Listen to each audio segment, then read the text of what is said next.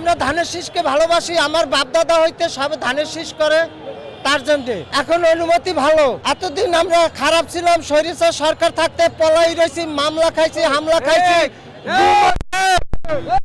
দেখেন হাজার হাজার নেতা ঘুমাইয়ে গেছে, আজ আছে।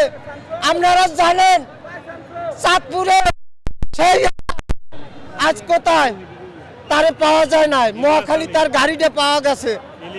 ইলিয়াস আমরা তার দুইটা বাচ্চা কি করে কাঁদছে, মায়া লাগে নাই? আপনাদের মিডিয়া বলছি, আপনারা এটা সারা বিশ্বব্যাপী দেখাবেন।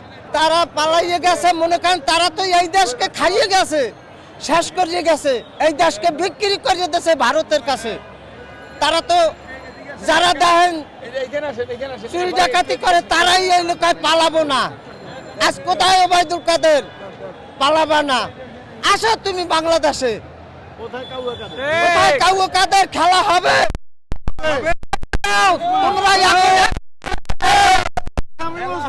কোথায় শামীম ওসমান খেলা হবে, নারায়ণগঞ্জের শামীম ওসমান খেলা হবে। 1 মিনিটের জনগণ দেখুন খেলা তোমার সাথে।